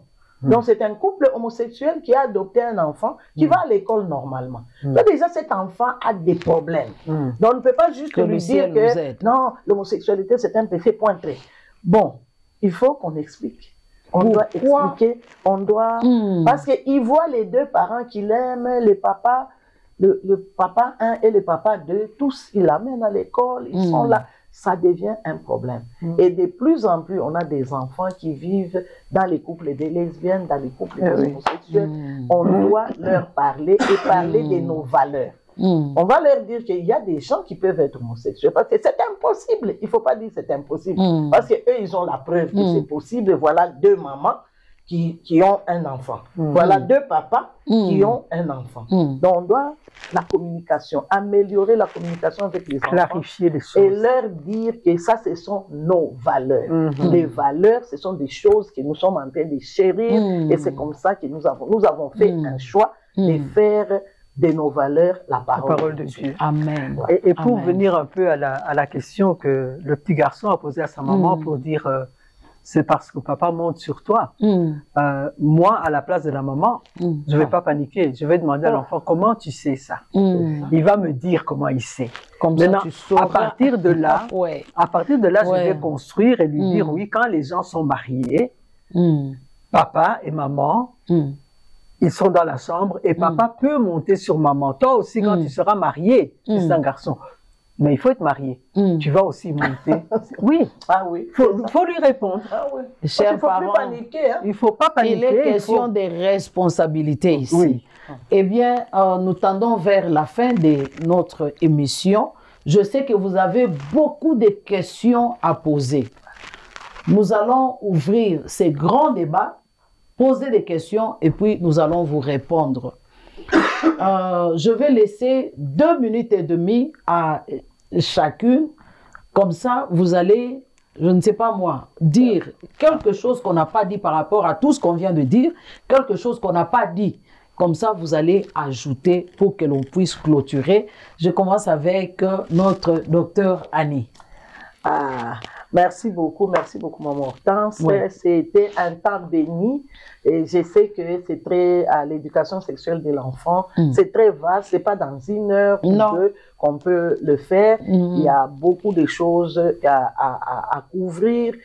Par exemple, on n'a pas couvert les choses comme l'inceste.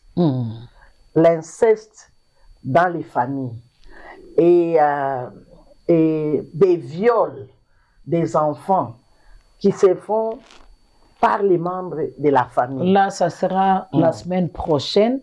Je pense que ça sera d'ailleurs live, streaming. Ça, vraiment, nous vous promettons, on va vous donner un rendez-vous, toujours avec le même sujet, mais on va plus parler des incestes, comment guérir la personne qui est violée, et tout ça, ça sera live streaming. Ce que je peux dire, l'éducation des enfants et sexuelle des enfants est tellement important que nous devons prendre nos responsabilités en tant que parents, moniteurs de l'école de dimanche. Nous devons prendre ça très au sérieux et leur parler avec clarté. Éviter les promiscuités. Que les mamans, tu vois, il y a d'autres histoires où nous sommes en train pratiquement de dévierger les pensées. De voler l'innocence de nos enfants parce qu'on pense que non, les enfants ici, ils n'ont que 6 mois, ils n'ont qu'une année, ils ne voient pas. Non, les enfants, les images restent. Les images restent, tu ne peux pas faire n'importe quoi devant les enfants. Les promiscuités, je sais qu'il y a des gens qui vivent seulement dans une chambre, il y a des enfants de différents âges et tout ça, et nous devons faire très attention. Nous devons prier pour que le Seigneur puisse nous aider à avoir à être juste, éviter les promiscuités. Les promiscuités exposent les enfants à des choses qu'ils ne doivent pas faire. On a envoyé des vidéos des petits enfants de 3 ans. Ils étaient à l'école gardienne. Hein? Oui. Un enfant de l'école gardienne, 2 sont en train de... Et c'était pas facile à voir. Et ce qui m'a fait mal, la personne qui prenait la vidéo La personne était là et laissait les enfants faire ce qu'ils étaient en train de faire. Je ne sais pas, c'était pour montrer ou quoi, parents, mais la personne ne disait rien. Et puis, c'était à l'école, s'il vous plaît. Gardienne. À l'école gardienne. Et ça, quand tu vois cette petite vidéo-là, elle est sur TikTok. Hein? Oui. Quand tu vois cette petite vidéo, tu peux voir que c'est la fille qui est en train d'initier le garçon. Il appelait les garçons pour monter sur elle. Sur elle, et la façon dont elle s'est comportée, tu peux vraiment voir que c'est une fille qui vit dans une chambre. Elle voit beaucoup. Elle voit les parents faire ce qu'elle est en train de faire. Que Dieu nous aide, évitons les promiscuités. Je ne sais pas comment c'est les gens qui vivent dans les chambres doivent s'organiser. Mettez des garde-robes ou des cloisonnements ou quoi, je ne sais pas, pour éviter de se présenter nus devant les enfants. Je vois des mamans, un bébé, on se lave avec l'enfant. Moi, tu peux te laver avec un bébé. Tu vois, tout ça là, ce n'est pas que Dieu nous aide à nous comporter normalement, ça va. Et je crois, pour moi, je pense que l'éducation sexuelle de l'enfant, c'est d'abord l'éducation sexuelle des parents. C'est pour ça que nous faisons ça. Que les parents soient éduqués d'abord eux-mêmes sexuellement et que nous puissions nous débarrasser de ces tabous-là. Le sexe est un don de Dieu. Ça doit se faire dans un cadre bien approprié et c'est quelque chose que Dieu nous a donné, non pas seulement pour enjoy, mais aussi pour la multiplication et on doit enlever les sujets tabous. Voilà. Merci, Dr Annie. Je dis vraiment merci. Avant de donner la parole à Maman Manu, je vais dire ceci. Il y a, par rapport toujours à l'éducation sexuelle, on a commencé chez les enfants. La semaine prochaine, on va parler de comment guérir nos enfants qui sont victimes de viols, ceux-là qui sont tombés dans l'inceste. Comment guérir de foyers comme ça, puisque ce sont des scandales, en d'autres termes, et nous allons en parler. Puis, la semaine la semaine qui viendra, on va parler de la sexualité avant le mariage, préparer nos enfants pour le mariage, tel que l'une de nos sœurs, elle était légalement mariée, elle est entrée dans son mariage vierge, mais arrivée dans le mariage, elle avait peur de donner son corps, de faire le sexe avec son mari, parce que selon ce qu'on lui avait dit, qu'elle allait avoir mal. Et partant de cela, Dieu merci, le monsieur était patient, le monsieur avait compris, et Dieu merci aussi parce qu'elle avait une maman spirituelle qui est bien, et la maman l'a aidée pour dire que non, ça ne fera pas mal. Oui, un tout petit peu, mais tu vas te réjouir de cela. Donc, on va parler de ça pour préparer nos jeunes sœurs. Si à la maison, tu n'as pas eu la chance, si peut-être pour ceux-là, tels que j'avais dit, qui sont, je ne sais pas moi, orphelins, orphelines de père et de mère, et tu n'as pas de temps, tu n'as personne pour t'aider, le Seigneur peut t'aider. Le Seigneur est là pour toi. Et les enfants qui ont de parents dans les tabous, par exemple, qui n'en parlent pas, le Seigneur est là, le Seigneur, Dieu va t'aider. Bien, je donne la parole à notre maman Manu pour finir, juste mettre un point virgule, puisqu'on ne saura jamais finir ces sujets, juste un point virgule à ce sujet. Je peux juste ajouter un petit quelque chose qui me vient en tête, maman. Parce qu'on en avait parlé. Tu sais, par manque d'éducation sexuelle, on voit des mamans qui sont en train de mettre n'importe quoi dans les vagins. Les tangawissi, les pilipili, les glaçons, les histoires, tout le monde, ils obtiennent des petites informations comme ça dans la rue qui facilitent et qui encouragent les infections, même peut-être le développement des cancers et tout ça, parce qu'ils mettent n'importe quoi et tout ça. Et je pense que ces émissions vont vraiment nous aider à éclaircir. Clairement. Là, on en parlera le jour où on va parler de comment préparer nos enfants pour le mariage. Parce que là, on ne va pas seulement préparer la jeune fille. Parce qu'aujourd'hui, il y a aussi des histoires qu'on vend là à l'extérieur pour faire rétrécir le pénis ou bien l'élargir ou bien, je ne sais pas moi, faire quoi avec. Donc, on va parler de tout ça. Ce sont des médecins, on va des contraceptions, tout ça. Il y a beaucoup tout autour de ça. On va vraiment parler de ça. On va vous donner notre calendrier. On va vous parler de cela. Merci, maman. Oui, maman Mano. Oui, en tout cas, je suis maman Hortense. Oui. Félicitations. Merci beaucoup pour cette émission. Oui. Et nous, en tant que département des femmes de l'Union, c'est vraiment à la fois un honneur et une grande responsabilité. Amen. De nous tenir devant un public pour parler de ces choses. Que Dieu nous aide à rester clairs dans la saine doctrine et dans la crainte de Dieu.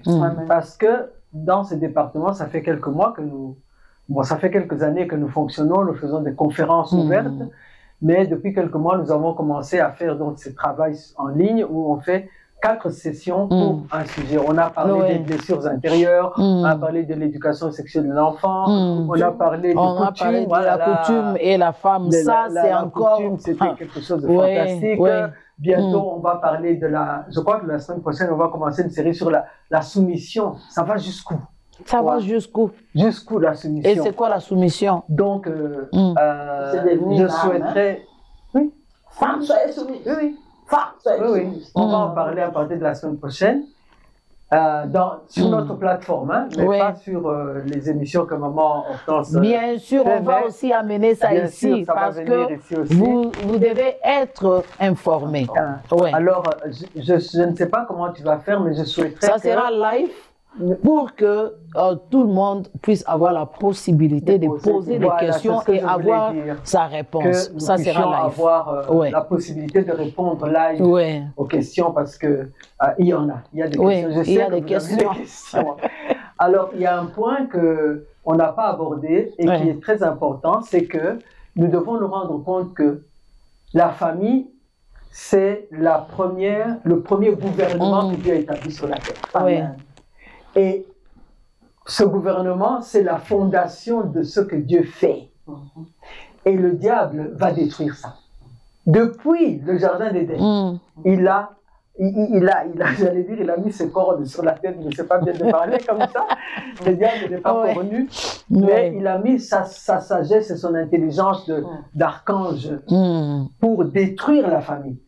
Et il a aussi un plan spécial pour détruire les enfants. Des choses qu'il enseigne aux enfants, des choses qu'il fait. Par exemple, il va dire à un garçon, si tu n'exerces pas ton pénis va rétrécir. Hein? Il va dire à la fille, si tu n'essayes pas un garçon, peut-être que la taille sera trop grande pour toi. Des choses comme ça. Donc, on doit en parler. Et on n'en a pas parlé aujourd'hui, mais nous aurons, par la grâce de Dieu, l'occasion de pouvoir parler du plan de destruction du diable contre les enfants. Voilà ce que j'avais à dire. En tout cas, je suis très contente. Ça a été vraiment un plaisir de partager la plateforme avec Dr Annie et avec Maman Hortense. C'est une très très bonne initiative. Que le Seigneur te bénisse et qu'il puisse vraiment permettre que cela puisse atteindre beaucoup de gens et que les personnes puissent avoir des réponses scripturaires, claires, médicales, scientifiques, bibliques et qui donnent la paix. Merci beaucoup. Avec l'Union des ministres des dieux francophones du Sud, le département des mamans organise beaucoup de conférences sur nos plateformes. Nous sommes sur Facebook, nous sommes sur WhatsApp. Les adresses sont là. Appelez, vous allez nous joindre. Vous avez des questions. Ne pose pas la question à ta voisine là. Elle va te dérouter. Tu vois ta voisine là. Et même ton ami là que tu penses qu'il t'aime ou elle t'aime, ne pose pas la question là-bas. Pose, nous allons t'aider.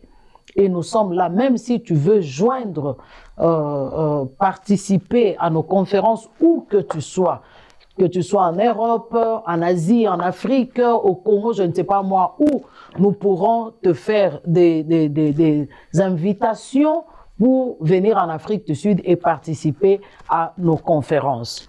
Nous sommes toujours là avec vous, de près ou de loin, nous sommes toujours là. Dieu a fait grâce que nous puissions avoir ces plateformes insightful, et nous avons ces plateformes de l'Union des ministres de Dieu francophones du Sud. Nous sommes là pour nous entraider. Jusqu'à là, portez-vous bien et que le Seigneur Dieu vous bénisse. Merci.